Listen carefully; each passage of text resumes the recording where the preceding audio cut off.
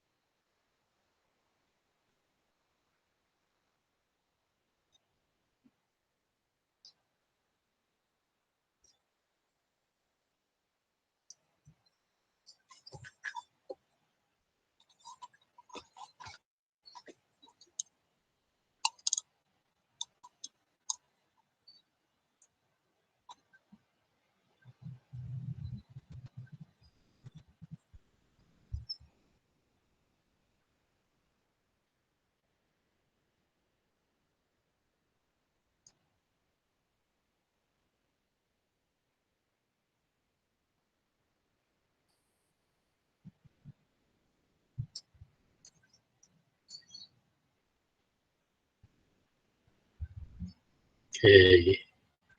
Waktu minggu lalu saya berikan tugas tentang risiko IT ya. Jadi kita bisa melihat beberapa risiko yang ada di dalam proyek IT, dalam pembuatan software, dalam pembuatan sistem. Sekarang mata kuliah risiko itu di S1 belum masuk, tapi di S2 sudah jadi hal yang penting, karena hampir semua proyek-proyek IT itu ada manajemen risiko. Yang paling banyak itu ya risiko untuk untuk sistem keamanan. Mungkin sudah diajarkan oleh Bu, siapa pengajarnya, Bu Sri Supatmi gitu? Pengajar manajemen risiko saja. Iya Pak, Bu Sri Supatmi. Ya, mungkin sudah diajarkannya. Jadi kalau mungkin di kuliah ini kita cuma lihat lebih cepat lah, tidak lihat lagi dari teorinya. Hari ini saya mau melanjutkan tentang manajemen risiko. Kita mungkin dari sisi penggunaannya ya, kemudian bagaimana strateginya. Saya sudah kasih video pendek tentang strategi yang memanfaatkan manajemen risiko. Jadi manajemen risiko itu sekarang penting ya, karena perusahaan mereka khawatir kalau uangnya sudah keluar, nanti proyeknya tidak selesai. Atau ada risiko-risiko yang tidak terduga yang akibatnya fatal. Terus proyeknya stop, kemudian sistemnya tidak bisa dilanjutkan. Membuat sistem yang tidak dipakai lagi juga termasuk resiko ya. Di Dikti aja, Mendiknas itu banyak program-program sistem yang jalan tapi tidak bisa diteruskan ya, karena manajemen risikonya pada saat sudah dipakai ternyata biasanya tidak dirancang untuk jumlah pengguna yang se-Indonesia, jadi servernya tidak kuat, akibatnya pada saat dijalankan sistemnya tidak bisa jalan karena bebannya tidak bisa dikontrol. Itu salah satu resiko beban, jadi beban itu termasuk salah satu resiko.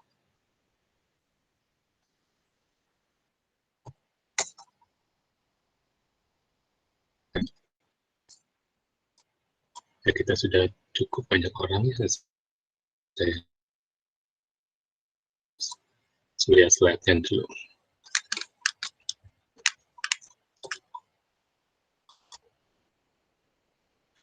Ya, untuk magister diplomasi, karena kan kurikulumnya itu ngambil dari ISAKA ya, ISAKA tahun 2007 ya. Jadi kurikulumnya banyak memperhatikan kepada auditor dan enterprise architect. Sehingga SKS-nya itu cukup besar di beberapa poin tertentu dibandingkan dengan universitas lain. Jadi teorinya cukup banyak, nanti praktiknya juga kalau kerja lebih mudah kalau kerjanya di bidang auditor. Nah, manajemen risiko ini yang paling terkenal itu adalah sistem keamanan. Mungkin sudah diajarkan di tingkat 1, kita gabungkan ya, ilmu sistem keamanan sistem informasi dengan ilmunya manajemen risiko. Nah, dipakainya di mata kuliah ini.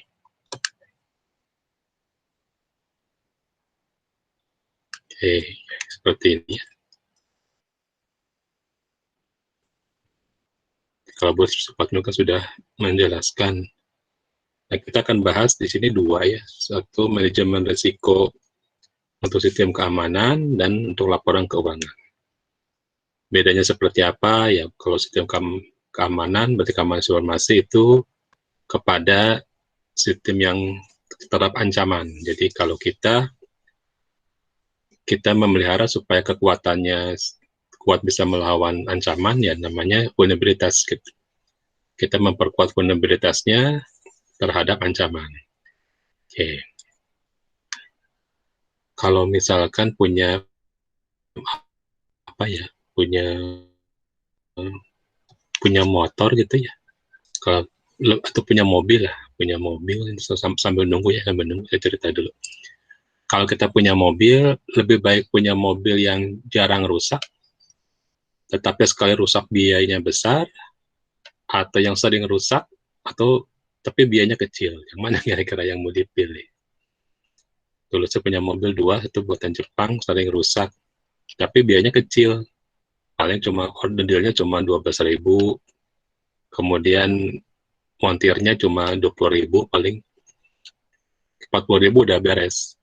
Atau lebih baik punya mobil Eropa yang jarang rusak, kuat sekali, kena polisi tidur, kena lubang, jarang rusak. Mungkin di sini pernah punya mobil Eropa, tapi sekali rusak mahal. Kira-kira mana yang mau dipilih? Atau punya motor nih, siapa nih DV punya motor nih. Nah, punya motor yang bagus, dengan kekuatannya jarang rusak, tetapi sekali rusak mahal, atau lebih baik punya motor yang sering rusak tapi biaya kerusakannya kecil. Yang mana kira-kira yang mau dipilih? Kalau kita punya manajemen risiko. Tidak bisa memilih di antara 2 itu. Kalau memilih di antara 2 itu, yang mana kira-kira yang mau dipilih? Nggak mau dua-duanya, Pak. Harus di antara 2 itu. Jadi yang namanya perusahaan itu seperti itu ya. Yang jarang rusak, Pak. Jarang rusak. Yang jarang rusak, tapi sekali rusak ya mahal. Soalnya masih bisa dipakai daripada sering terus-terusan rusak, nggak bisa dipakai. Nah, kebanyakan perusahaan sistem informasi, perusahaan finansial, itu milihnya yang tadi, yang pertama ya. Jadi, yang kedua ya. Yang jarang rusak, tapi sekali rusak mahal. Jadi mereka tidak mau yang sering, misalkan perbankan, fintech, financial teknologi, ya mereka milihnya yang jarang rusak, tapi sekali rusak ya mungkin kalau mahal mereka stop dulu, tapi jarang, karena itu tergantung kepada kepercayaan dari pengguna. Kalau sering rusak kan kepercayaan penggunanya jadi berkurang. Tapi dia harus menyimpan uang untuk perbaikan. Jadi kalau di ilmu informasi ada namanya TCO. Tahu TCO? Total Cost Ownership. Jadi biaya yang digunakan untuk membuat sistem. Nah, dari TCO itu dia juga mempersiapkan uang untuk maintenance. Itu resikonya ya. Resikonya kalau rusak. Misalkan yang sering rusak itu apa ya? Sistem PLN yang pakai akunnya sudah diisi, tetapi listriknya belum nyala-nyala, itu kan termasuk risiko kecil yang mengganggu. Nah, orang sistem informasi kebanyakan itu melihatnya yang sistem keamanan, karena ada ancaman dari luar, dan juga kelemahan dari dalam. Lebih mana yang susah memperbaiki setelah belajar manajemen risiko? Lebih susah menghindari ancaman dari luar atau lebih susah memperbaiki kekuatan vulnerabilitas di bagian dalam? Yang mana yang lebih susah kira-kira? Server Unicom kan sudah pernah lihat ya? Udah pernah lihat belum ke server Unicom? Sudah datang ke kampus belum kelas tingkat ini? Belum, Pak. Belum, Pak. Kita masih mahasiswa online. Masih online. Saya sebetulnya udah bosan yang namanya online itu. Aduh. Sama, Pak. Karena buat video itu capek loh. Saya kalau buat video itu jam 1:30 malam karena suara di rumah saya itu kan namanya juga di pengkolan ya. Banyak sekali suara-suara sampai malam pun tukang dagang ada. Jadi harus bikin video pas jam sepi itu melelahkan. Kalau online saya lebih enak ketemu, offline lebih suka ya. Masuk S1 juga sudah pernah Pak mau minta offline ya. Saya juga pengen offline tapi sayanya belum divaksin. Dan sampai dosanya divaksin baru boleh ketemu. Kalau mahasiswa nggak tahu kapan divaksinnya, saya nggak tahu nih mahasiswa. Kalau dosen sudah ada yang divaksin, nanti saya mungkin ke bagian saya ke bulan Mei mungkin setelah Lebaran saya baru ke bagian divaksin. Kalau Pak Yusila sudah divaksin ya. Itu. Nah, jadi ke pertanyaan tadi, mana kira-kira yang lebih susah meningkatkan kekuatan di dalam, vulnerabilitas itu di dalam ya, atau kita meningkatkan kekuatan terhadap ancaman threat dari luar, yang mana kira-kira yang paling susah kalau dalam keamanan informasi? Menurut saya dari dalam, Pak. Dari dalam ya, iya. Iya. Soalnya kalau dari luar kan jelas serangannya kemana, targetnya Betul. apa. Tapi kalau dari dalam kita harus membuat perencanaan yang jelas terlebih dahulu ketika membangun sistem. Susah itu vulnerabilitas. Jadi secara teori vulnerabilitas itu gampang diceritakan, tapi secara praktek, wah susah, banyak sekali yang susah untuk digunakan, susah untuk meningkatkan dari dalam. Oke, ini dari slide yang ini, jadi saya ada dua ya, satu yang manajemen sistem keamanan ini. Nah, dipakainya ISO-nya keluarga dari 27.000. Kenapa disebut keluarga? Karena dari 27001 sama 27009 dipakai. 2705 khusus ini untuk menjelaskan mengenai potensial apa saja yang berhubungan dengan risiko. Ini mungkin sudah diceritakan oleh Bu Sri Supatmi. Ada formula risiko, yaitu impact yang besar, ya walaupun sering terjadi, tapi impact-nya besar. Seperti tadi kasus yang mobil, jarang terjadi, tapi sekali terjadi, impact-nya besar. Nah, itu juga kita harus hindarkan. Karena berhubungan dengan business continuity. Apa itu? BC, pendengar BC? Kemarin saya sudah berikan videonya, BC. Jadi perusahaan Indonesia sekarang semuanya terbukti business continuity-nya lemah. Karena pada saat pandemik tidak ada yang kuat untuk bertahan, tidak maju. Banyak sekali yang kolaps ya. Kata mereka sih alasannya kolapsnya sudah dari jauh-jauh hari mau kolaps.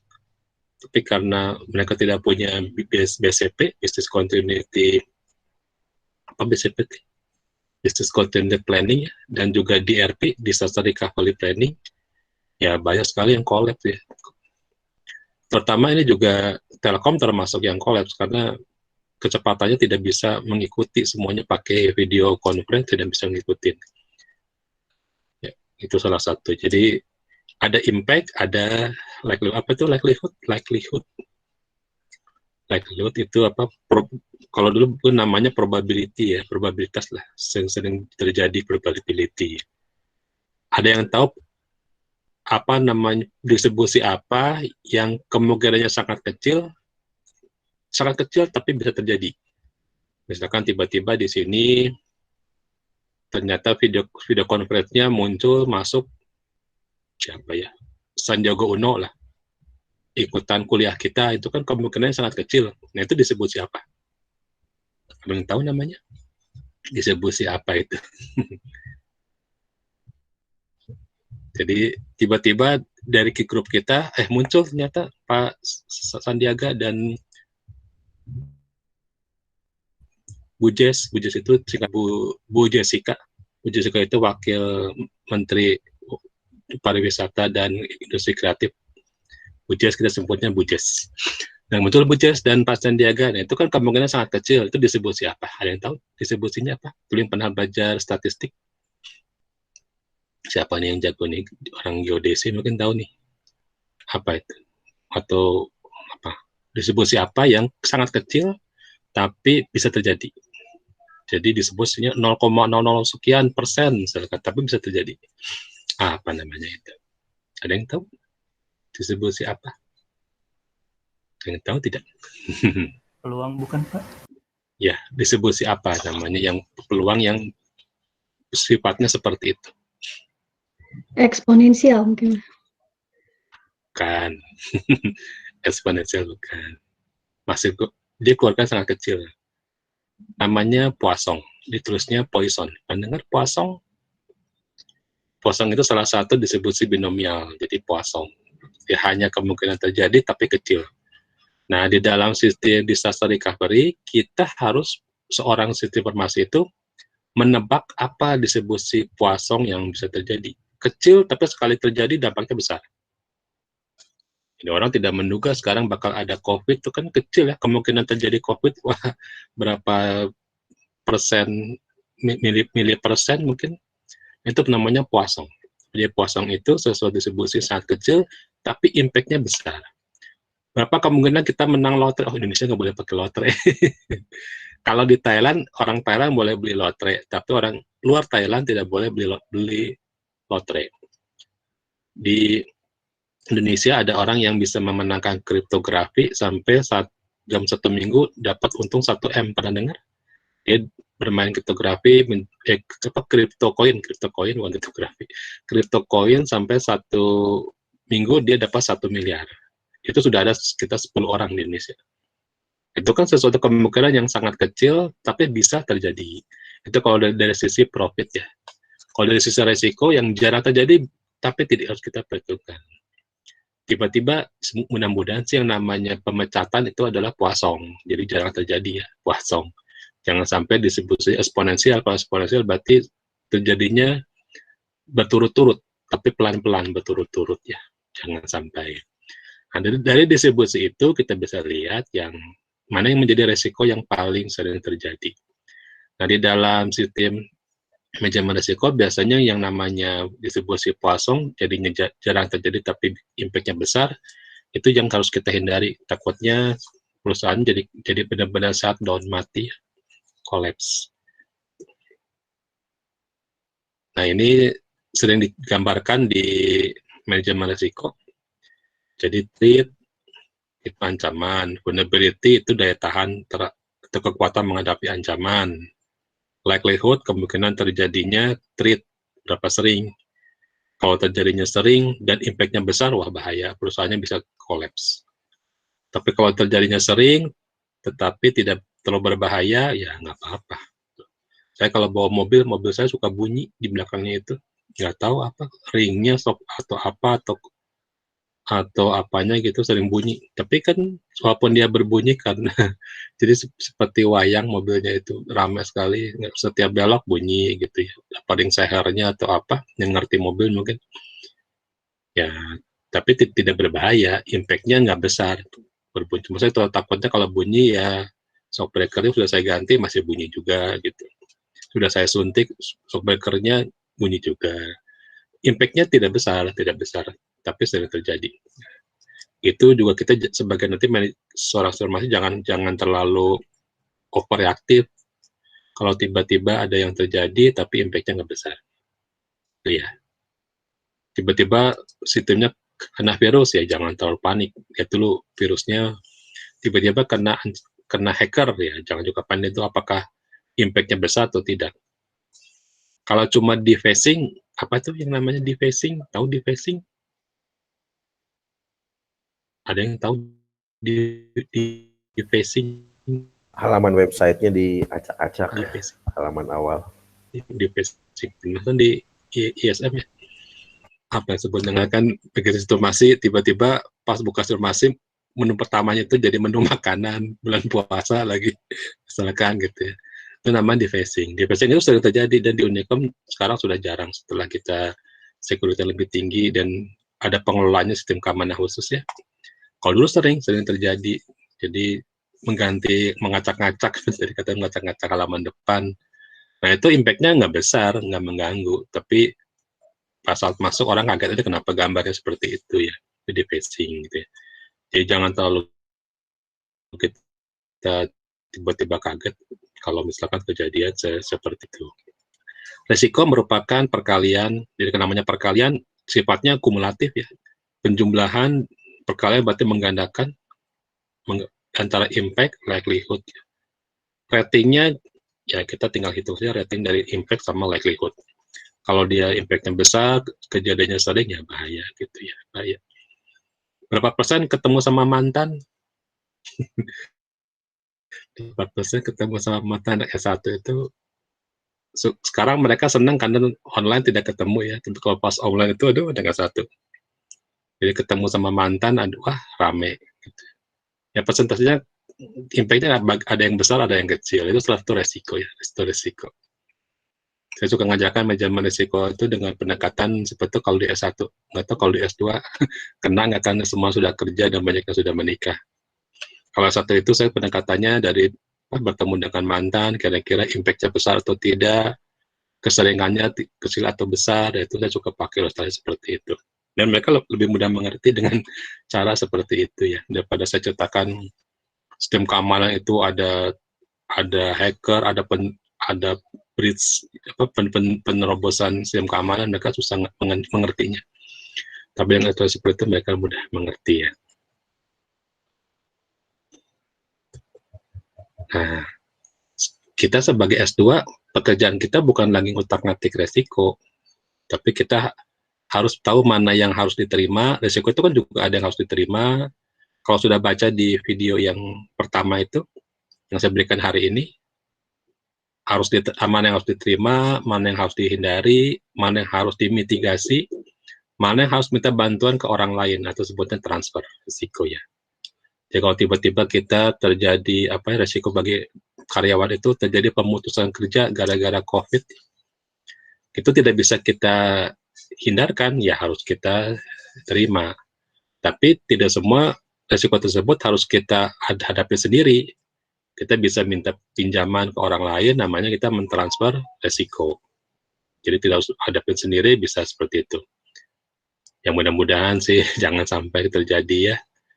Jadi, kita bisa menghindari adanya biaya yang tidak terkontrol kalau misalkan terjadi resiko gitu. Misalkan ada satu perusahaan servernya dicuri, servernya tidak mempergunakan cloud, nah itu kan harga servernya mungkin tidak terlalu mahal dibandingkan dengan isinya. Servernya dengan 30 juta mereka bisa beli server, tapi dicuri ya datanya itu yang menjadi mahal gitu ya. Itu kita harus menghindari, jangan sampai terjadi. Ada satu sekolah itu uang SPP-nya disimpan di data server kampus. Tiba-tiba servernya itu rusak karena kebanjiran. Terus data-data dari SPP karena sistemnya adalah ditaruh di situ semua, tidak punya backup, tidak tahu siapa yang sudah bayar, siapa yang belum. Itu termasuk resiko. Gimana cara ngatasinya? Ya tergantung dari kejujuran kali ya. Itu satu resiko-resiko kecil yang sering muncul yang kita pikir, itu bukan resiko, itu kebiasaan umum, tapi itu resiko ya. Jadi keamanan bukan hanya sekedar confidentiality atau integrity, tapi availability di Indonesia paling sering terjadi availability. Gitu. Ada yang mau ditanyakan di sini tentang resiko?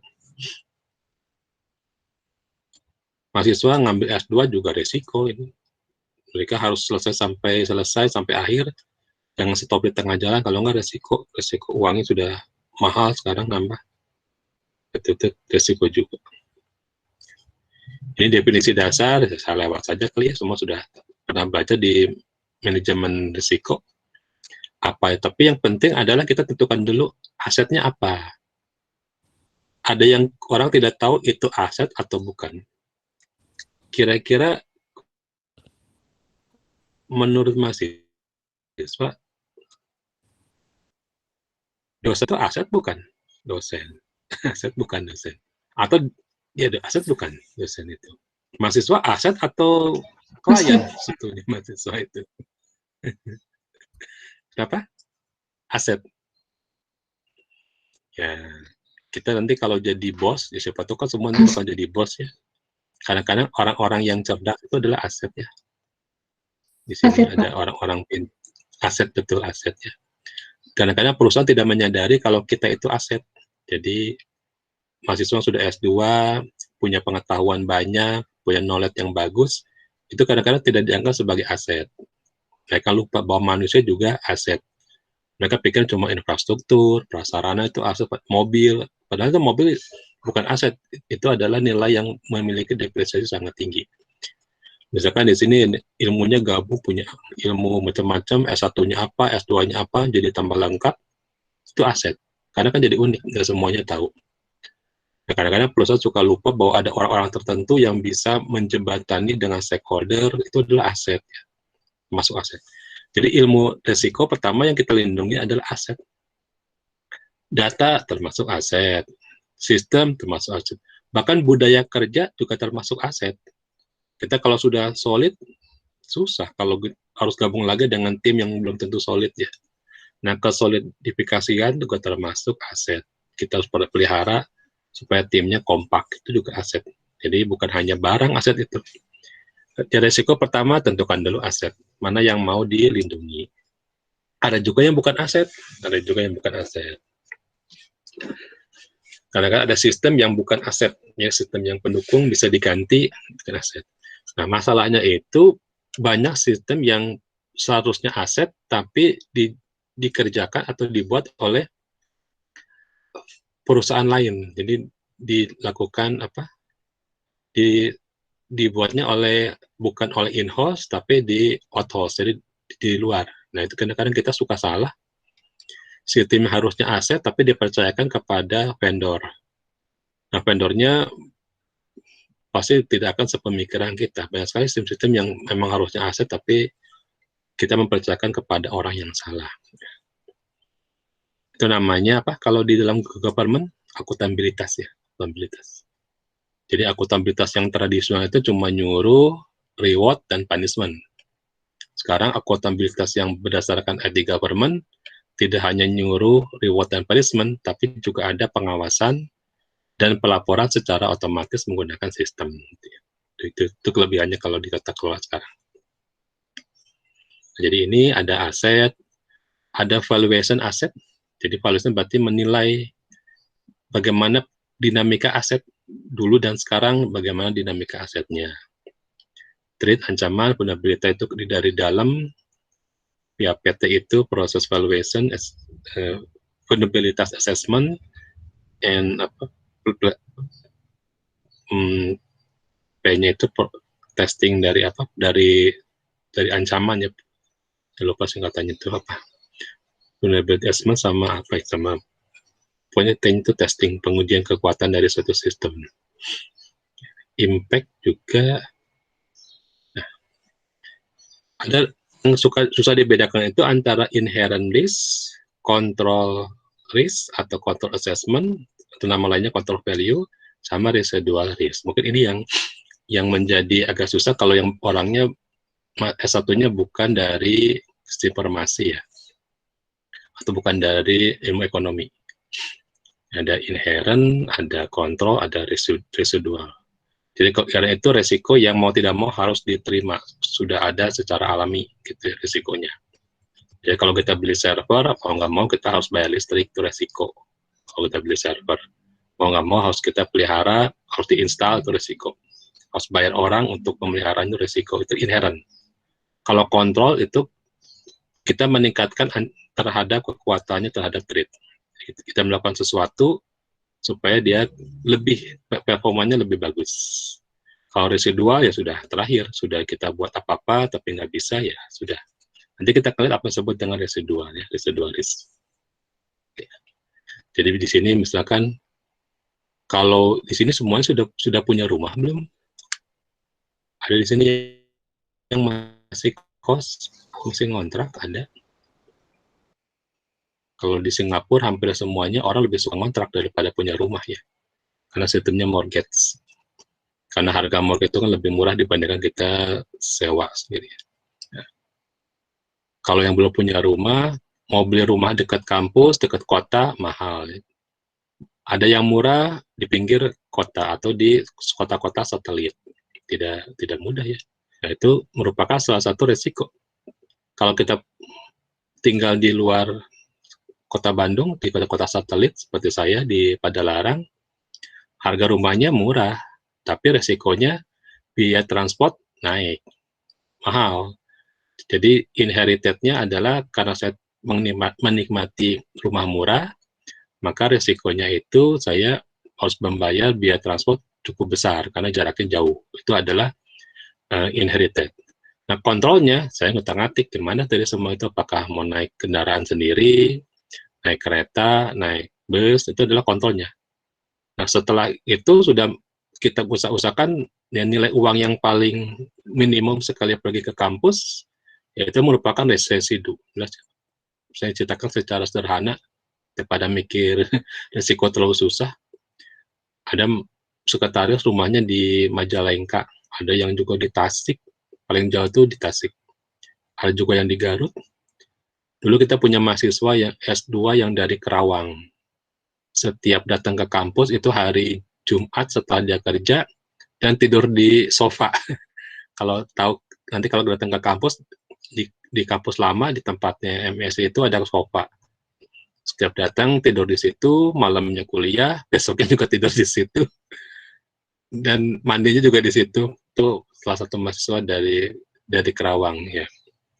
Itu adalah resiko ya. Jadi resikonya dia mengambil ya, setelah dia utak-atik daripada dia ngekos, dia sudah kontrol semua keuangannya, ya nggak bisa, mau nggak mau tinggal di kampus. Nah, itu ada mahasiswa S2 sekarang sudah lulus ya, sudah lulus. Atau kalau masuk sekarang, kita yang paling jauh siapa sih di sini? Rumah yang paling jauh, ada yang di Garut, paling jauh. Yang, kalau kita misalkan mengadakan kuliah offline, yang paling jauh siapa? Pak Ibnu mah dekat ya. Ada yang di Jakarta. Saya di Bandung, Jakarta, Bandung sih, Bandung masih ada kan. Waduh, ada yang lebih jauh kalau kita offline. Mahasiswa S1 saya tuh ada yang di Papua. Yang saya tahu sih Bunita itu ya, Bunita ya, Kuningan ya. Saya dari Kuningan, Pak, dari Kuningan. Sama Maya juga, Maya dari Subang. Ya, waduh, lumayan ya. Nanti kalau kita offline lumayan ya. Nanti tidur di sofa Pak. Kenapa? Mau pada tidur di sofa katanya Pak. Pak Ibnu aja Pak Ibnu. Cuma bisa buat satu orang. Masa ramai-ramai di situ. Subangnya sebelah mana Subangnya? Di Subang ya Pak, di kotanya. Kotanya. Enggak sih Pak, kota ujung. Lumayan sih kalau kita offline lumayan juga ya. 2 jam lah Pak ya. 2 jam ya. Nah itu merupakan salah satu resiko ya. Jadi resiko kita karena rumah jauh berarti biaya mahal. Nah dari itu kita cari alat transport apa yang bisa mengurangi lah. Itu namanya control risk. Jadi jangan pusing dengan kalimat bahasa Inggris inherent, control, residu, jangan pusing ya. Pokoknya kita orang Indonesia paling jago di control risk. Kita usahakan supaya ya jangan terlalu berat lah gimana. Apakah tadi tidur di sofa atau kita usahakan sesuatu itu control risk. Setelah itu sudah nggak ada yang bisa lagi kita lakukan, itu adalah residual risk. Harus kita terima ya. Di buku-buku teori, saya buku teori ateris itu menerjemahkan terlalu susah, padahal Indonesia paling jago orang itu di bidang control risk. Misalkan di sini ada yang uang gajinya cuma UMR misalkan, sekarang UMR Bandung itu 3,2 juta ya. Ada yang di bawah UMR 2,7 ya. Resikonya gimana? Ya dia resikonya dia bisa hidup sampai sekarang. Ada di sini sekretariat yang seperti itu. Uangnya kecil sekali cuma 3,2 tapi dia bisa hidup, dia bisa beli motor, beli mobil gitu sekarang. Dan bagaimana caranya ya Indonesia pintar di situ, pintar di control risk ya. Jadi kalau di sini semuanya mau jadi manajer, sudah siap saya pikir jadi manajer. Tinggal gelarnya aja nyusul. Gelarnya nyusul. Karena orang Indonesia paling jago di control risk. Mau pergi kemana dan semua orang luar negeri mengakui kita paling jago di control risk. Kita orang yang paling opportunity maupun resikonya apa kita bisa kita berpikir untuk mengurangi risiko ya. Itu kelebihan orang Indonesia. Di sini belum pernah menyadari, tapi kalau sudah keluar negeri akan merasa bahwa kita lebih cerdas dibandingkan beberapa negara lainnya. Kita lebih mudah untuk beradaptasi. Ya, misalkan ada yang keluar negeri, di sana harga beras itu lebih mahal daripada harga kentang. Harga seperapat beras itu bisa harganya adalah sama dengan 3 kilo kentang. Dia orang yang terbiasa makan nasi, bukan makan beras, makan nasi gitu ya. Tapi karena di sana lebih murah kentang, jadi makan kentang. Ya, itu hebatnya Indonesia, mudah untuk mencari nilai-nilai yang menguntungkan gitu. Kita orang opportunities. Tahu nggak sekarang tingkat keberhasilan Indonesia terhadap COVID itu yang terbesar di dunia. Kita yang sembuh itu sekarang 91% nilai kesembuhannya. Ya, entah bagaimana ya apa yang terjadi. Amerika aja cuma 0,06% tingkat kesembuhan. Padahal lebih canggih Amerika kali ya dibandingkan dengan kita. Kenapa saya nggak tahu. Saya baca kemarin di Pico, aplikasi Pico kita 89 sekarang naik jadi 91% tingkat kesembuhan terhadap COVID ya. Nah, mungkin itulah salah satu Indonesia pandai menangkap peluang. Ini saya lewat lagi ya. Ini ada definisi yang jangan sampai lupa, yaitu adalah asset owner, aset kustodian, dan risk owner. Nah, di sini biasanya yang kita lupakan, kita sebagai orang IT itu adalah aset kustodian. Kita orang-orang yang berusaha untuk memelihara aset. Jadi pekerjaan kita adalah berkaitan dengan memelihara aset, menyelamatkan aset kita. Walaupun asetnya bukan milik kita, bukan gitu. Mahasiswa S1 itu saya ceritakan kasus di Jeko. Gak apa-apa ya, pakai nama perusahaan. Jadi Jeko di Filipina itu pada zaman sekarang COVID itu melakukan penghematan. Nah, cara menghematnya bagaimana caranya? Ya mereka melakukan pemangkasan dari pekerja. Salah satu di sana ada seorang manajer dari Indonesia, kan Jeko itu perusahaan Indonesia, perusahaan tahulah siapa pemiliknya. Nah di Filipina itu salah satu manajernya mengatakan, oke, kita pakai strategi cost leadership, jadi membuat biaya produksi menjadi murah tanpa adanya pemangkasan. Nah itu adalah kita. Jadi orang Indonesia ada sebagai orang yang memelihara atau menjaga aset daripada orang-orangnya hilang. Lebih baik kita pakai strategi cost leadership. Mungkin masih ingat ya istilah cost leadership dari Michael Porter. Jadi mereka bekerja sama dengan supplier supaya bisa menghasilkan barang baku dengan harga yang kontrak lebih murah, sehingga tidak harus memangkas atau mendownsizing jumlah karyawan. Nah itu hebatnya Indonesia ya. Ya ini saya bisa ceritakan beberapa kehebatan Indonesia, tapi kalau orang kita sendiri mungkin tidak merasa. Ada juga dishonor, ini orang yang bertanggung jawab kepada risiko ya. Orang yang memerintahkan penugasan supaya risiko tersebut dapat diatasi, ini dishonor. Oke. Di MSc itu kita pakai hampir semuanya. Tahun lalu saya ajarkan Octave Allegro, 2 tahun lalu saya ajarkan Octave Allegro.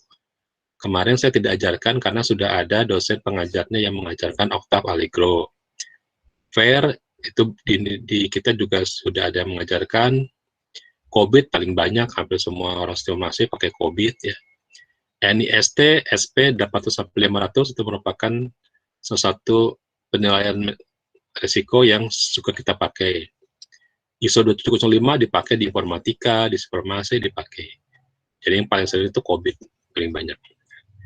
tahun lalu saya kasih UTS ke mahasiswa itu untuk melihat manajemen risiko menggunakan COVID. Jadi harus semua sudah pernah dapat buku tentang COVID. Saya dulu suka bagi-bagiin tentang COVID, karena COVID 2019 yang terbaru. Nah, kalau belum ada, nanti lihatlah saya tambahkan tentang COVID ya. Kalau nggak salah saya udah bagikan COVID. Sudah, Pak. Sudah ya. Sekarang hampir semuanya perusahaan itu pakai COVID. Mengapa pakai COVID? Karena COVID paling umum dan paling gampang ya, paling umum.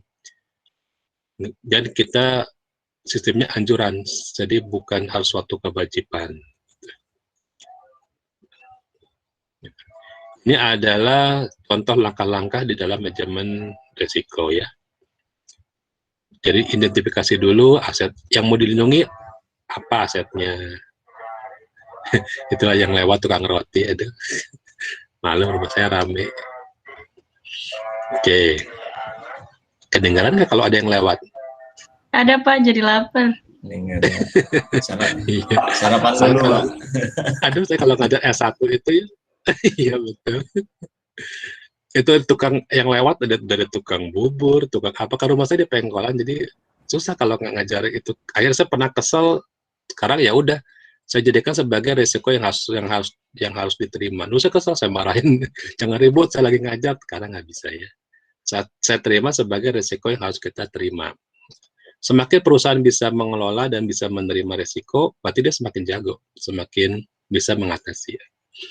Jadi kunci pertama dari resiko adalah lihat dulu aset yang mau dilindungi apa. Jadi bukan mencari resikonya, tapi lihat aset. Jangan sampai yang bukan aset dianggap aset. Jangan. Mobil itu kadang-kadang bukan aset, itu bisa diganti. Ya. Ada yang aset, ada yang bukan aset. Jadi jangan sampai salah memilih mana yang aset. Data kadang-kadang kita tidak lindungi, kita lupa itu aset. Kita mudah sekali memberikan data kepada orang lain, padahal itu merupakan aset. Hati-hati ya. Setelah itu definisikan mana yang ancaman, mana yang bukan ancaman. Itu juga sama. Sering kesalahan kita, kalau di manajemen risiko mungkin tidak diajarkan, tapi kalau di sini kita ajarkan, kadang-kadang kita lupa yang mana ancaman, yang bukan ancaman. Kita jadi panik, padahal itu bukan ancaman. Semua ancaman yang sudah dapat diatasi ya bukan ancaman lagi, ya. Sudah menjadi resiko yang biasa kita nikmati sehari-hari, atau sebut dengan appetite risk, resiko yang kita nikmati sehari-hari. Ya. Di sini ada yang nggak bisa makan cabai, makan cengkeh. Orang Inggris itu paling nggak suka makan pedas ya, paling nggak suka, mereka nggak terbiasa makan pedas. Tapi setelah sampai ke Indonesia paling suka makan sambal. Ya. Di tingkat treatnya berubah, tentukan vulnerabilitas, impact juga, likelihood mana yang paling sering, kemudian kita hitung mana inherent, mana yang dapat kita kontrol. Jadi semuanya sebetulnya sudah kita lakukan setiap hari ya, setiap hari sudah kita lakukan, sadar nggak sadar kita lakukan. Nah, risk treatmentnya yang kita bahas di mata kuliah ini. Jadi assessmentnya itu ada di mata kuliah manajemen risiko, risk assessment. Nah, saya nggak bahas lagi risk assessment, saya bahasnya di proses ya, risk treatment. Mana yang harus diperbaiki, dimitigasi. Nah, yang nama risiko itu sifatnya kumulatif. Kalau tidak diperbaiki, terus-menerus bisa bertambah besar, itu bahaya. Jadi, risiko sesuatu yang sifatnya kumulatif. Kadang-kadang sebagai orang formasi kita lupa risiko itu kumulatif. Bisa dapat penjumlahan dari mana-mana kumulatif. Mitigasi kita atasi sendiri. Transfer kita minta bantuan orang lain. Kita menyelesaikan masalah risiko kita. Avoid, bolehlah jauh-jauh hari kita hindarkan. Kalau sudah nggak bisa, kita accept. Kayak saya tinggal di pengkolan yang sangat ramai, ya sudah, nggak bisa saya hindarkan. Saya mau pindah kemana lagi. Saya sudah tutup pakai busa-busa kedap suara, dimitigasi, nggak bisa. Minta bantuan supaya mereka jangan teriak-teriak, itu kan berarti ditransfer ya, nggak bisa juga. Di contoh paling gampang ya di rumah saya ini, mitigasi saya tutup dengan anti suara, nggak bisa, karena di pengkolan. Saya minta mereka jangan teriak-teriak, berarti saya minta bantuan orang, itu namanya ditransfer resikonya, juga nggak bisa. Mereka namanya kan harus jualan. Saya menghindari mau pindah kamar, ya semua kamar saya menghadap ke pengkolan, nggak bisa. akhirnya saya accept, menerima. Ya sudah, kita terima saja. Itu udah risk treatment. Kemudian cara melaporkan resikonya bagaimana? Kadang-kadang orang estimasi harus tahu. Nanti kita lihat namanya resiko register, cara melaporkan, cara monitoring, cara mempelajari resiko. Gitu. Iya. Dulu saya pertama kali main crypto coin, itu ada yang tidak tahu crypto coin, Bitcoin, tahu semua ya? Tahu lah, masa nggak tahu sih di crypto coin? Tahu Pak. Cerita sedikit lah. Pertama kali main, tahu ya? Saya main crypto coin, waktu tiba-tiba uangnya turun, jadi harga crypto coinnya turun sampai unlock 60%, wah saya panik. Langsung saya jual. Dari modal 7 juta, saya hilang 2,3 juta. Ya karena saya panik. Wah, uangnya bukan uang dingin, uang yang dipakai. Gimana caranya? Besok saya nggak bisa makan, saya pikir saya jual crypto coin. Nah, setelah saya pelajari, oh, jangan panik. Kalau turun pasti bisa crypto coin naik lagi. Nah, itu cara satu kita mempelajari yang namanya suatu resiko. Dulu saya pakai forex ya, forex itu lambat ya. Pakai forex, kemarin saya belajar crypto coin. Pertama kali belajar, wah langsung turun sampai 60% turunnya. Saya jual semuanya aset dari 7 juta berkurang 2,3 juta. Ya, saya pikir selamat. Nah, setelah itu saya pelajari, oh ternyata yang namanya crypto coin itu punya kenaikan, punya keturunan. Saat naik bisa sampai 2 kali lipat dalam waktu satu hari, bukan seminggu, sehari. Saat turun juga bisa sama, kebalikannya bisa sampai 60% setelah sehari. Tapi perulangannya itu saya pelajari. Dan jadi crypto coin seperti apa ya, tujuannya bukan buat cari uang, tapi kan buat jadi pengalaman bercerita ya. Kemarin bermain reksadana lebih lambat. Bermain saham, ini cerita saja supaya tahu yang namanya resiko ya.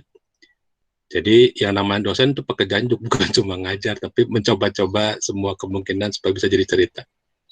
Saya beli saham Mayapada atau Mayapada ya. Saya beli di harga satu saham itu adalah 7.000, jadi satu slot itu sekitar 700.000 ya. Di saham Mayapada di bulan apa ya? Bulan kemarin lah, bulan Januari. Nah, bulan April ini dari 7.000 harganya cuma jadi 2.300. Jadi turun sampai sepertiga harga. Kaget tuh. Wah, ini kaget gimana resikonya harganya turun. Ada yang sudah pernah main saham di sini? Sekarang banyak aplikasi saham yang bisa dipakai ya. Oh, sudah pernah nih, sampai sudah pernah supaya ceritanya enak bisa nyambung. Belum, Pak. Sudah Pak. Ya, Pernah. Mas Ginanjar Pernah, Pak. banyak. Rugi Pak, rugi. Nah, kita itu seorang estimasi, ilmu harus dipakai, jangan cuma sekedar kita kuliah buat apa kalau ilmunya nggak dipakai. Hampir semua ilmu di MSc saya pakai buat usaha. Saya punya 3 usaha sekarang. Yang 2 sudah saya tutup, 1 usaha konveksi, 1 usaha bikin kue, 1 lagi usaha bikin program. Nah, sekarang yang saya pakai itu cuma bikin kue. Ya, semua saya pakai. Nah, yang saham ini saya pakai, itu turun sampai sepertiga. Saya kaget, waduh, dari 7.000 sekarang jadi cuma 2.300. Sepertiganya berarti uang saya hilang banyak, cukup besar, nggak usah cerita, uangnya cukup besar. Nah, dari sana saya pelajari, oh ini resikonya seperti ini, saham high risk, resikonya besar. Bagaimana supaya jangan kena? Oh, saya harus belajar namanya laporan keuangan. Lihat di YouTube itu ada Lekenkeo cerita bagaimana baca yang namanya laporan keuangan, fundamental itu seperti apa. Oh, sekarang saya ngerti kenapa dia bisa turun, kenapa dia bisa naik gitu ya. Nah, dari sana kita belajar, oh waktu kita turun itu ternyata apa kejadiannya, pelajari bukan hanya kenaikan, bukan hanya grafik, tapi fundamentalnya. Perusahaan sedang apa, yang punya saham siapa, apa yang terjadi di dunia mereka. Bank Maya sedang dibeli oleh Katai dari yang punyanya, siapa namanya punyanya teh, jadi lupa. Nah, dari sana kita tahu, oh begitu namanya saham. Jadi orang somasi itu nanti setelah dia tahu, kita tidak bermain di risiko, tapi kita buat sistem. Kita buat sistem supaya risiko tersebut otomatis bisa terdetek. Jangan sampai sistem kita, jangan sampai kita menggunakan manusia. Jangan, kalau pakai manusia bisa lengah. Kita buat sistem. Jadi IT risk itu bedanya sama risk management yang bukan IT adalah kita pakai sistem. Pasar saat terjadi, misalkan saat penurunan harga saham, kita sudah bisa mendeteksi, kapan, apakah kita bertahan, hold, atau kita jual. Kita pakai sistem. Kalau saya pakai Excel. Jadi sistem itu jangan pikir-pikir harus susah bikin program ya, pakai aja Excel. Pakai Excel, ngitung yang namanya tren, bisa di Excel ngitung tren, berapa, trennya sudah sampai di mana, ya kita bisa ambil keputusan. Jadi jangan pikir harus pakai program susah-susah, pakai kecerdasan buatan, nggak usah. Excel saja bisa jadi kecerdasan buatan. Kita bisa program di Excel ya. Salah satunya. Tuh. Sekarang saya lihat, ternyata caranya seperti itu lah. Karena dari sana tidak kapok, saya beli saham Antam, Antam, sama kejadiannya. Ternyata pas turun, saya baca Antam itu mau bagi-bagi dividen. Jadi kenapa dia turun? Karena mau bagi-bagi dividen. Sedang rapat para pemegang saham RUPS. Ya, jadi tenang. Jadi walaupun turun agak tenang ya. Itulah. Itu ceritanya. Jadi kita sebagai orang somasi pakai ilmunya di pekerjaan kita ya, supaya kita lebih tahu manfaatnya. Kalau kan sayang kalau nggak dipakai. Nah dari sini kita catat pakai Excel, pakai apa bisa lah kita catat. Manajemen risiko itu biasanya isinya ini merupakan perbandingan saja ya. Jadi isinya adalah menilai aset, asetnya apa saja, aset valuation biasanya itu 30% kita harus melakukan usaha untuk menilai aset, jangan terlalu sering, 30% cukup. Perbaikan risk treatment pekerjaan itu lebih banyak, mengelola risk treatment lebih banyak. Menilai aset 50%, jadi yang paling banyak itu ada risk treatment. Jadi kita diminta bagaimana kita bisa mengelola suatu aset, itu paling banyak. Jadi namanya pengelolaan risiko itu dari menilai risiko yang biasa berubah, itu mungkin 30% lah pekerjaan kita. Menilai aset 50%.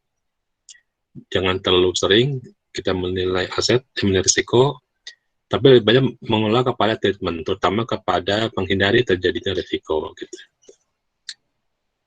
Dan jika perlu memperbaiki risiko, mitigasi, atau mentransfer risiko. Oke. Nah ini pada laporan keuangan, ada juga IT risiko. Ini ceritanya, nanti baca sendiri lah. Ini buatan dari KOSO. Jadi KOSO itu organisasi yang sudah ada dari tahun 92. Paling sering bekerja di bidang finansial.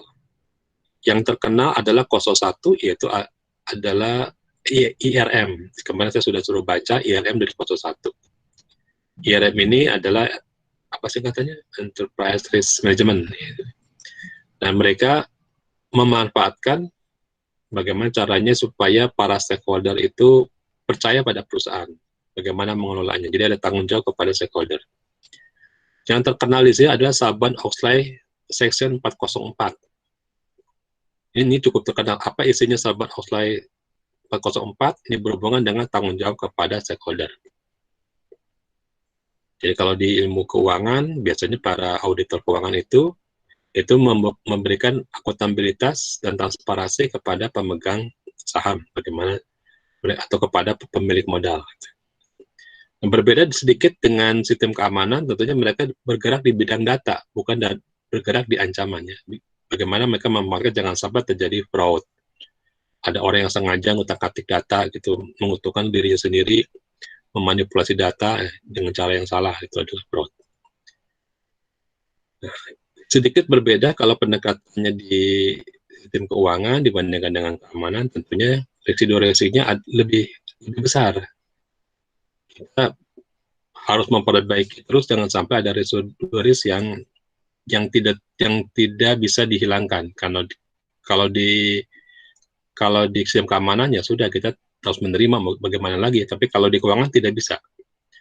Para stakeholder akan meminta residual risknya itu risiko yang tidak bisa dikerjakan semakin lama semakin kecil. Tidak boleh semakin lama semakin besar. Tidak boleh dibiarkan. Jadi kalau di keamanan informasi ya mau diapakan lagi. Tapi kalau di keuangan nggak boleh. Itu salah satu perbedaannya.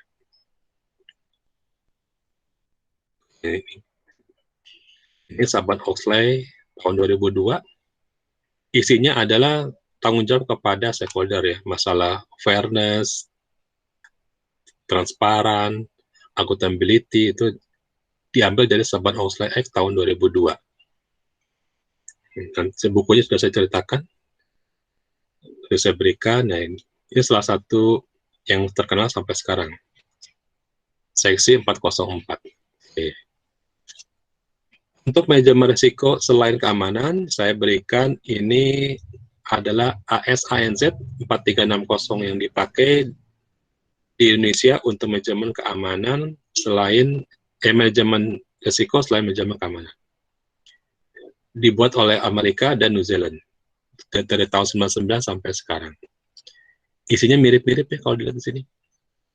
Ada identifikasi, analisis. Nah, kita akan banyak sedikit karena mereka sudah pengalaman apa saja yang disebut dengan nanti mengidentifikasi risiko dengan cepat lah. Saya tidak akan lama-lama. Nah, mereka sama seperti dengan 27005, ada penilaian risiko, ada juga pelaporan. Perbedaannya apa? Nah, kita akan lihat perbedaannya ya. Ini lebih sering banyak dipakai kalau kita tidak berhubungan dengan keamanan, tapi berhubungan dengan pelaporan keuangan. Oke, kita bahas sedikit. Kenapa orang informasi harus belajar mengenai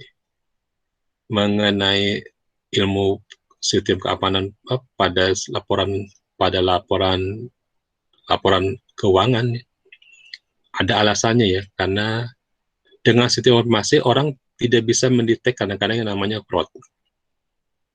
Saya kasihkan contoh begini. Contoh. Saya seorang pemrograman di bank. Saya bisa memindahkan uang ke salah satu rekening untuk digunakan sebagai pencucian uang tanpa terdaftar. Saya bisa buat. Itu tidak susah. Jadi dikirimkan ke satu rekening, kemudian ditransfer juga dalam waktu sangat cepat. Waktunya sangat singkat. Dan datanya saya hapus jejaknya. Bagi orang estimasi itu bukan hal yang susah, itu gampang. Tidak ada recordnya sama sekali. Jadi saya ingin mengirimkan dupan ya, amit-amit ini cuma contoh ya, cuma contoh. Tidak jangan ditiru. Misalkan saya ingin mengirimkan uang hasil buat suatu uang untuk proyek tertentu supaya bisa jalan, saya kasih uang tertentu lah supaya orang mau. Saya bisa buat program, dikirimkan dalam pagi-pagi, kira-kira jam 4 pagi, masuk ke saldo seseorang yang acak, tidak tahu siapa orangnya. Dari sana baru kirim lagi ke saldo yang lain, baru dikirim ke saldo yang tujuan. Orang sistem masih bisa membuat seperti itu. Orang akuntansi nggak bisa, karena kan dia bukan orang sistem. Apakah itu pernah kejadian? Pernah kejadian. Saya tahu ada bank mana kejadian seperti itu. Dan banknya bank BUMN. Pemrogramannya sekarang sudah ditangkap pemrogramannya. Pemrogramannya orang sistem informasi, bukan orang informatika, orang sistem informasi. Jadi dia membuat jam 4 subuh dikirimkan beberapa uang. Uangnya itu bukan uang yang cukup besar, tapi uangnya cuma sekitar 20 rupiah. Jadi kirim ke beberapa orang, saldo sebesar 20 rupiah. Dari sana ditransfer lagi ke orang lain. Jadi sistemnya adalah saling bergerak secara terus-menerus, hanya mengirimkan 20 rupiah ke beberapa rekening. Orang tidak akan mendeteksi 20 rupiah uang apa. Masuk langsung pergi lagi, ini uang apa. Nah, OJK tahu bahwa itu terjadi salah satu indikasi terjadi pencucian uang. Pengiriman ke saldo tertentu dengan cara mengirimkan dipecahkan menjadi kecil-kecil sekitar 20 rupiah, banyak ke beberapa orang dan sampai ke tujuan. Itu yang mengajarkannya orang sistem informasi. Maka orang sistem informasi belajar resiko yang seperti itu jangan sampai terjadi fraud. Secara umum, ya, resiko buat ini supaya perusahaan namanya jangan buruk ya, menghindari jangan sampai uangnya, reputasinya hilang, terjadi pengeluaran uang yang sangat besar, menjaga supaya jangan, ya, pokoknya isinya menjaga jangan sampai terjadi, impact-nya berpengaruh kepada pemegang saham. Ya, ini merupakan salah satu cerita yang mereka jaga kalau di sisi finansial, jangan sampai kepercayaan hilang, trust itu hilang.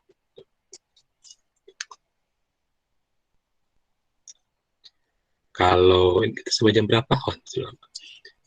Misalkan di sini ada yang pernah beli ke marketplace, tapi barangnya tidak datang, masih pakai marketplace itu nggak? Misalkan saya beli ke Lazada, dikirimkan pakai Ninja Express, ternyata di bagian trackingnya barang sudah dikirim, tapi sampai rumah saya tunggu-tunggu nggak ada barangnya. Saya sudah klaim ke Lazada, sudah klaim ke Ninja Express, mereka mengatakan barangnya sudah dikirim, tapi saya sebagai yang ada di rumah sudah nunggu-nunggu nggak terima. Saya sudah komplain, harga barangnya nggak mahal, tapi kesal juga karena saya butuh barang itu. Kita masih pakai nggak yang namanya Lazada atau marketplace itu? Kira-kira masih pakai nggak? Saya beli apa itu? Bolpen buat ulang tahun seseorang. Tidak mahal sih bolpennya dari Cina. Sampai ke sini nggak ada. Itu resiko yang ditransfer kepada Ninja Express. Dan Ninja Express-nya tidak menyampaikan. Jadi kita mentransfer resiko buat delivery kepada pihak ketiga.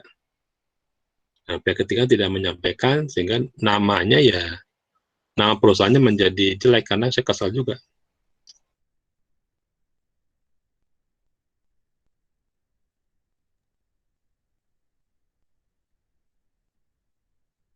Pokoknya besar ya sudah nangkap pakai gitu ya.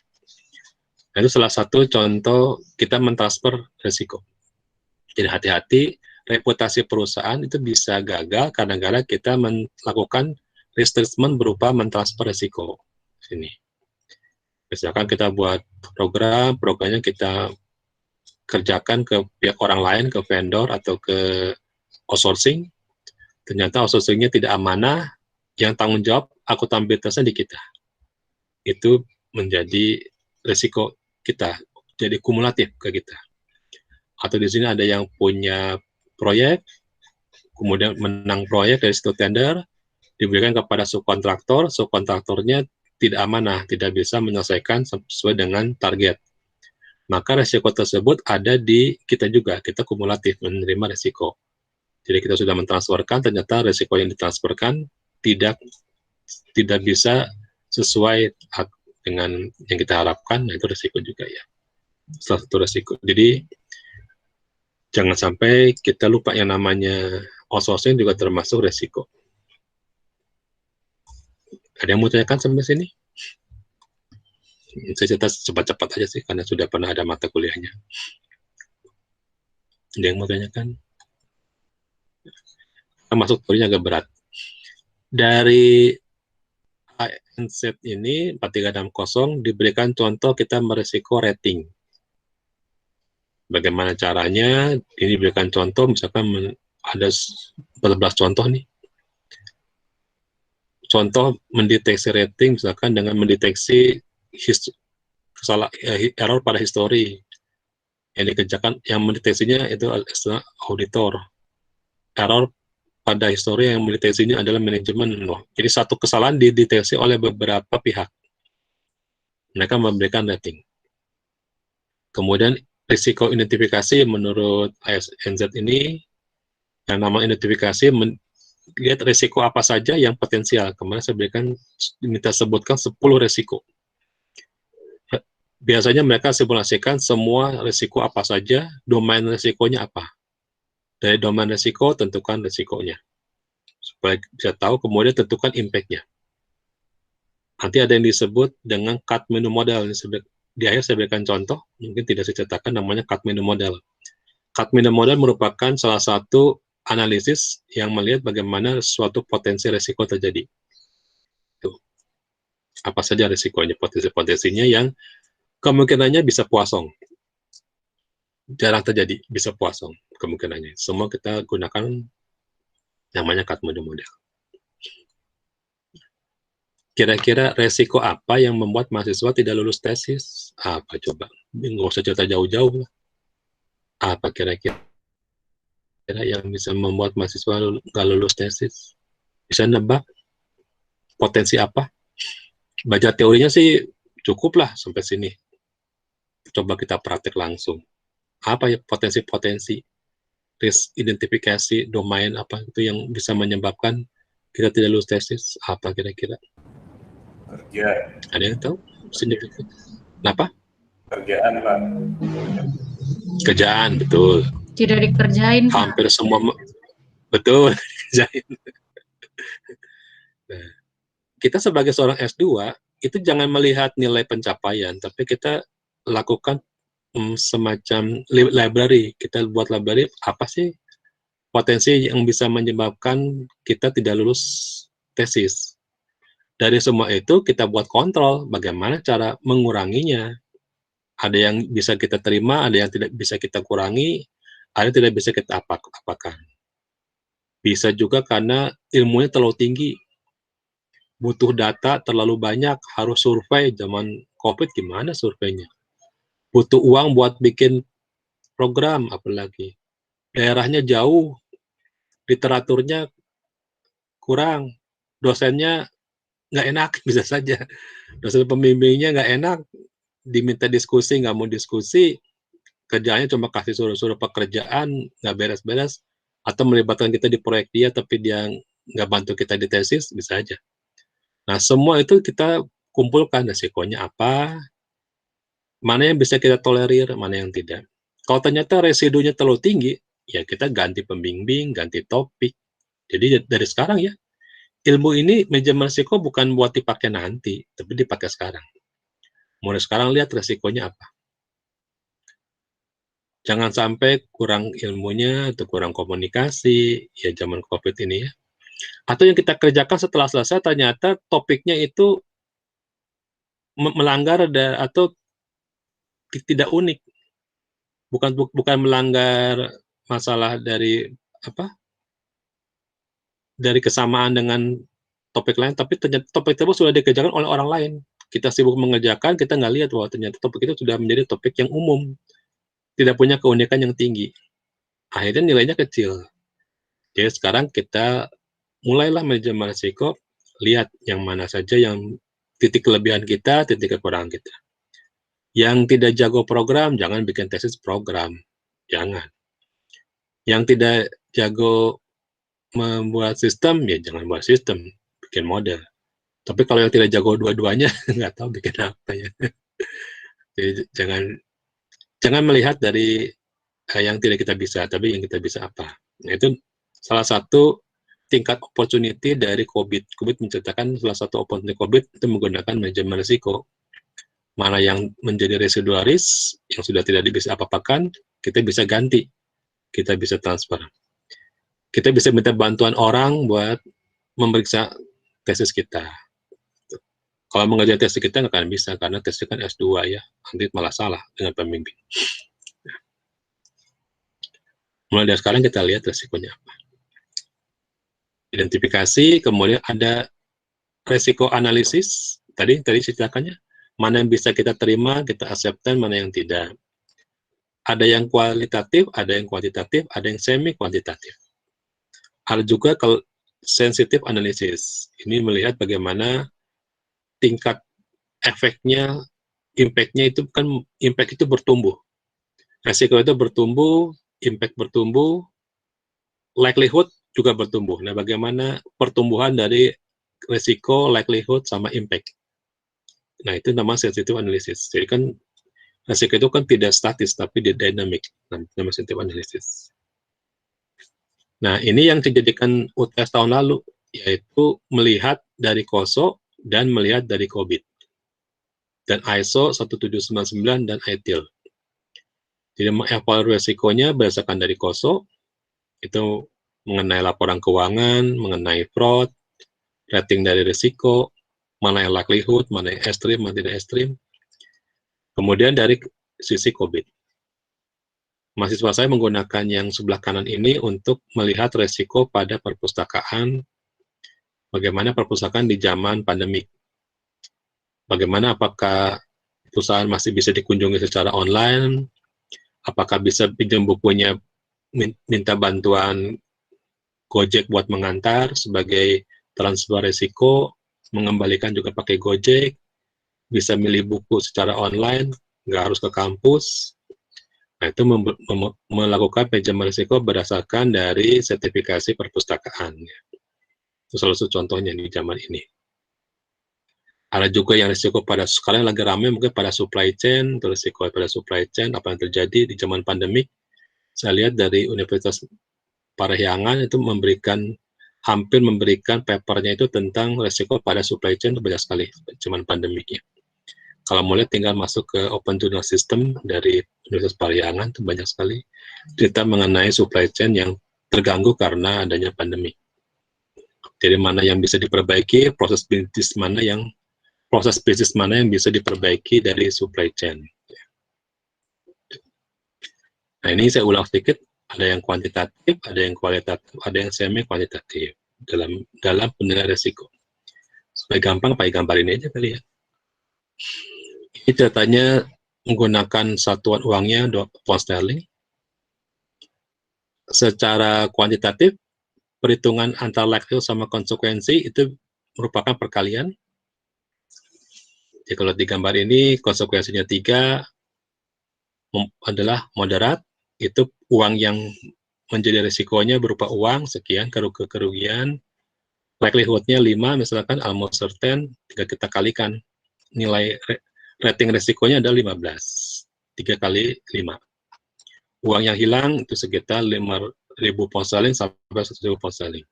Warna merah sangat berbahaya, warna oranye setengah mungkin sedikit berbahaya, warna kuning itu tidak berbahaya, warna hijau diabaikan. Ini yang disebut dengan matriks dari kuantitatif. Biasanya kita membuat yang seperti ini. Nah, matriks ini bisa berubah tergantung dari kita mengontrolnya.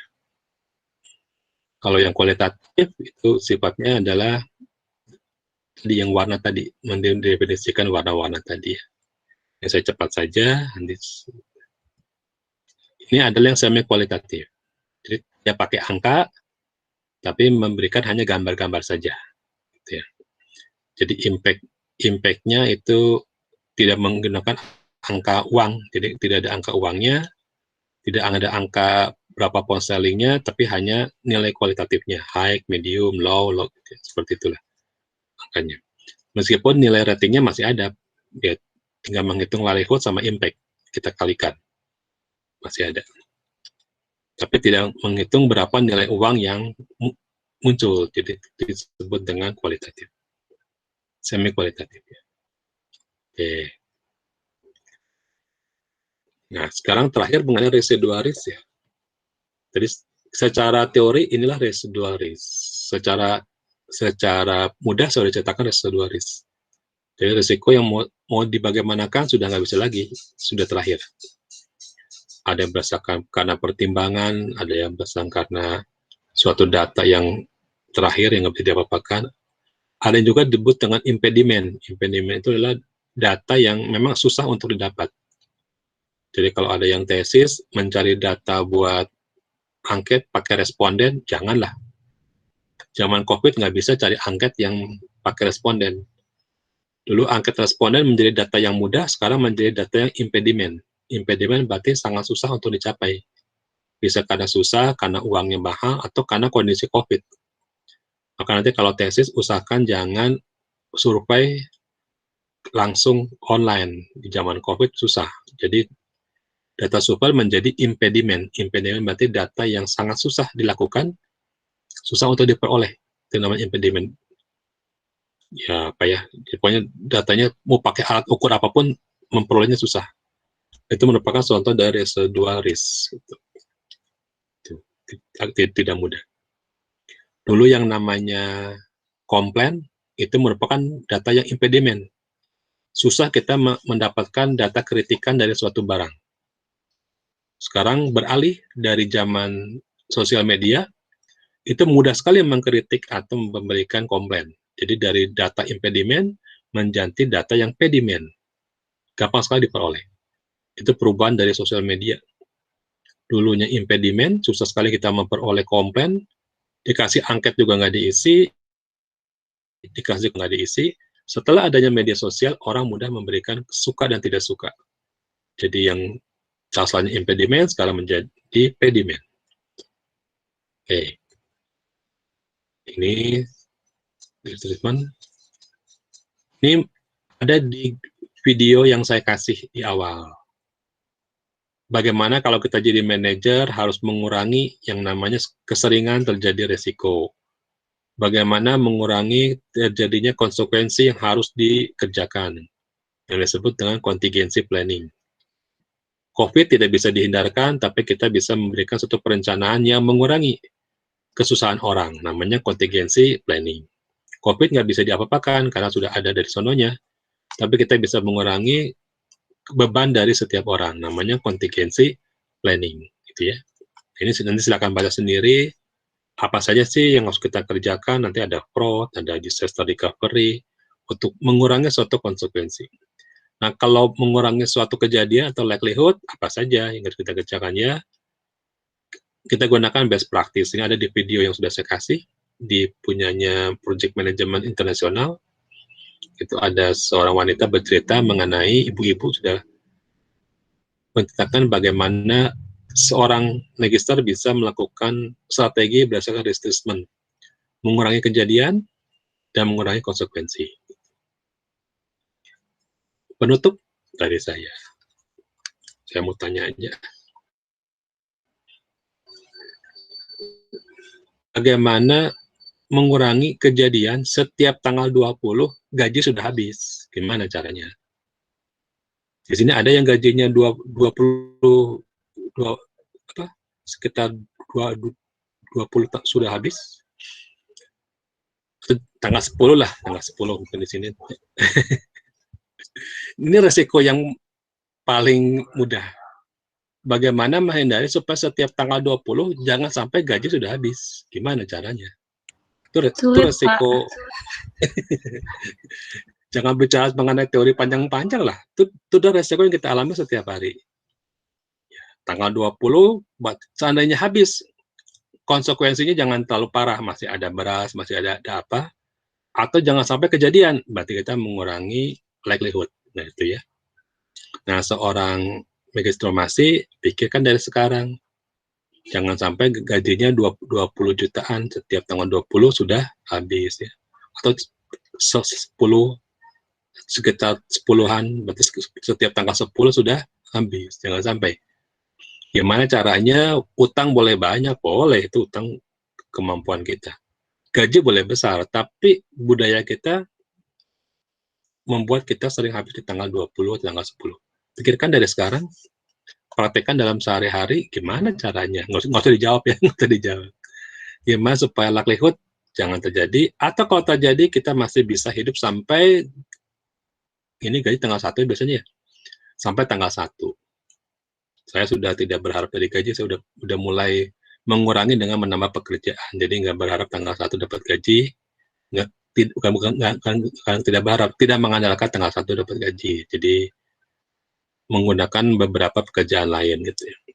Tapi bagi yang masih seperti itu ya, ini merupakan contoh dari pengontrolan konsekuensi dan likelihood. Jadi tidak perlu teori terlalu besar lah, teori-teori sederhana saja yang seperti itu. Itu penutup dari saya. Ada yang mau ditanyakan sampai sini? Jadi ilustrasi yang saya kasih itu merupakan penyederhanaan dari manajemen risiko di dalam GRC ini ya, dalam ilmu ini. Jadi tidak berdasarkan teori, tapi prakteknya seperti itu. Saya suka lihat di YouTube itu, dengan gaji UMR, bisa punya apartemen 2. Saya pelajari gimana caranya.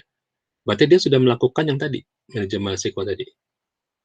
Jadi dia sudah tahu bagaimana cara mengelola risikonya. Dengan uang sekian bisa dapat apa ya.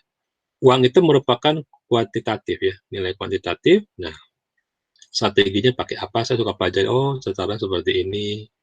Itu salah satu praktek manajemen risiko yang baik ya. Ada yang mau tanyakan sampai sini?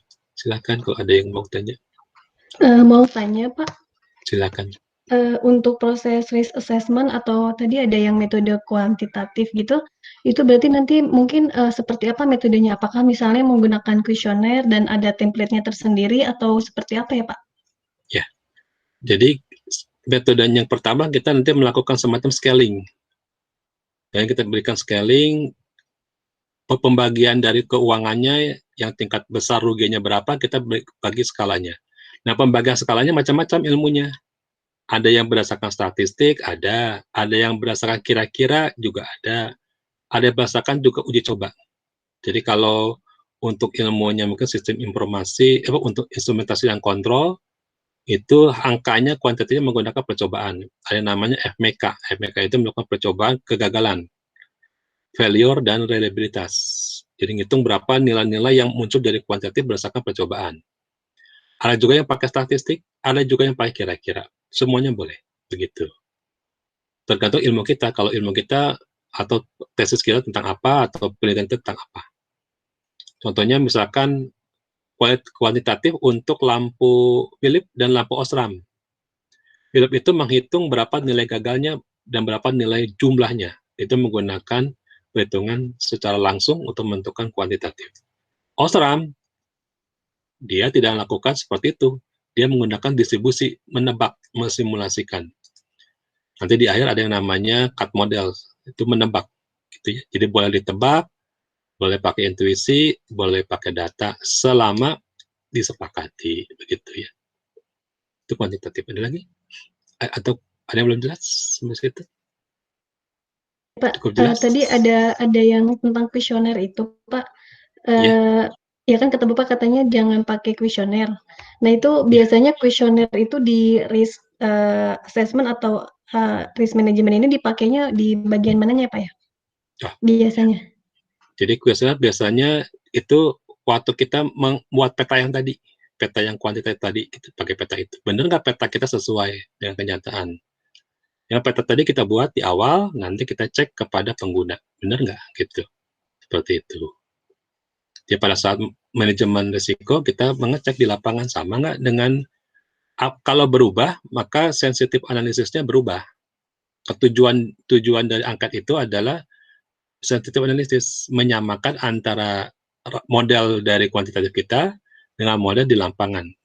Mana yang sudah berubah, apakah impact-nya berubah, karena impact itu mempunyai dinamika sendiri, konsekuensi mempunyai dinamika sendiri, bahkan resiko punya domain yang dinamikanya sendiri. Nah, kita nanti dari angka kita cocokkan apakah sensitif analisisnya terjadi perubahan di bidang mana, begitu. Itu tujuan angket. Gitu ya. Jelas sampai sini? Iya, sudah Pak, jelas. Terima kasih Pak. Jadi risiko itu bukan sesuatu yang statis ya, berubah. Istri kita juga kan resiko itu. Waktu umur berapa dia seperti apa, ini bagi bapak-bapak ya. Jangan pikir istri kita sama terus kan. Pada usia berapa cara berpikirnya berbeda, kebutuhannya berbeda, pada usia berapa dia berbeda. Perusahaan juga sama, itu mempunyai risiko yang berdinamika. Risikonya berdinamika, punya pertumbuhan sendiri, punya maturitas sendiri, punya pertumbuhan di impact sendiri. Jadi kita harus tidak boleh diam, kita harus terus mengamati sesuatu yang berdinamika. Ada di sini yang hidup tanpa mau ada risiko? Ada yang mau hidup berdampingan dengan risiko? Kalimat terlalu berat. Ada yang mau hidup dengan hutang, terbiasa dengan hutang, bisa? Ya. Enggak, Pak. Nggak mau Pak. Kadang hutang tuh bikin lebih produktif, Pak. Saya lihat malesan. Leko Keong yang seorang yang jadi triliuner dari saham, dia tidak ingin hidup dengan hutang, jadi dia sama sekali nggak punya utang kredit, nggak punya utang. Tapi kalau lihat dari Presiden Amerika yang kemarin, itu walaupun dia orang kaya dari developer, dia utangnya banyak. Ya, itu satu pilihan. Mau hidup dengan utang atau mau tidak hidup dengan utang. Pertanyaan bukan terlalu susah. Ini bagi bapak-bapak ya, yang istrinya sangat cantik, itu adalah suatu resiko. Kenapa kira-kira? Atau yang belum menikah punya pacar sangat cantik, itu adalah resiko. Perawatannya mahal, Pak. Harus tahan kuat ya. Jadi jangan gampang cemburu. Itu adalah resiko. Tapi kalau dia tidak ingin seperti itu, ya dia nggak akan bisa punya istri yang cantik. Apalagi istrinya model, bintang film, ya penuh dengan gosip, itu resiko. Tapi dia harus terbiasa hidup dengan resiko. Itu salah satu. Jadi ada 2 perusahaan yang ingin high profit, high risiko, tapi tidak ada yang high profit, low risiko. Itu hampir nggak ada. Ada juga low profit, low risiko. Tapi kalau high profit, low risiko, jarang ya. Kebanyakan high profit, high risiko. Tapi tadi katanya betul, memang namanya risiko itu membuat kita menjadi lebih aktif. Itu namanya high profit, high risiko. Itu.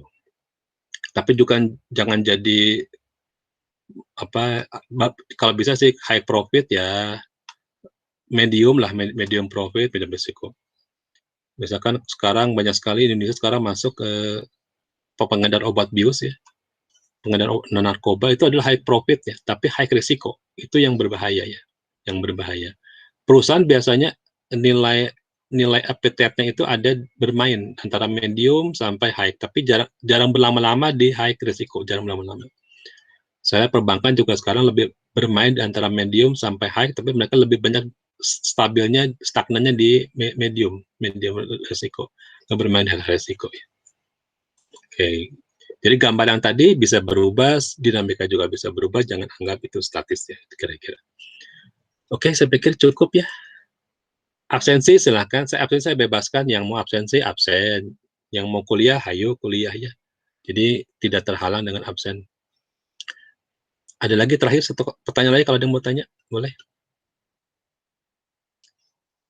Kalau tidak ada, saya mau capture gambarnya. Saya mau tutup dulu ya, saya tutup. Banyak sih Pak sebenarnya yang mau didiskusikan Pak. Oh, silakan. Saya masih ada ya, waktu. Nanti aja Pak Kita kan kalau masih waktunya mungkin. Oh, boleh. Itu kan udah dibikin grup tuh Pak sama si Bu Ketua. Grup. Silakan harus aktif ya. Iya, grup apa Bu Ketua? Grup tesis ya. Jadi di S2 ini ingat namanya pursuing. Jadi ngejar. Kalau nggak tahu cepat-cepat cari tahu. Jangan tunggu saya berbicara. Jadi pursuing itu berarti kita ngejar ilmu, ngejar kemampuan kita. Jadi jangan sampai diam. S3 adalah defend, mempertahankan suatu prinsip. Kalau S2 pursuing, mengejar.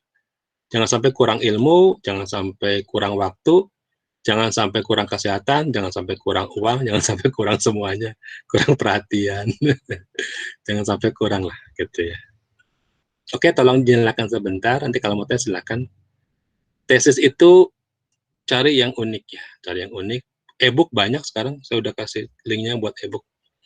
Oke, saya foto dulu ya, tolong dipasang. Ini buat laporan absensi, kadang-kadang saya suka lupa absensinya, fotonya. Nggak bisa, ya nggak apa-apa, saya cuma ingin tahu saja. Saya di S1, karena juga online selama 10 tahun, mahasiswanya ke kampus, saya nggak tahu siapa mahasiswanya. Saya nggak tahu mahasiswanya, mereka nyapa, saya nggak tahu. Aduh, zaman COVID ini agak susah. Oke, 1, 2, 3. Oke, ya, makasih. Ada yang baru muncul, sebentar, sekali lagi. Sekali lagi yang ada di mobil siapa? Masih Dayat atau di mobil? Nah, baru muncul. Satu lagi ya, 1, 2, 3. Oke, ya, makasih. Sudah semuanya. Ya, sampai ketemu di minggu depan. Kalau ada yang mau tanya, tanyakan lewat langsung ke WhatsApp saya boleh, mau nanya lewat grup juga boleh, silakan. Ya, sampai ketemu lagi. Assalamualaikum warahmatullahi wabarakatuh. Terima kasih Pak. Ya, sama-sama, makasih. Terima kasih Pak.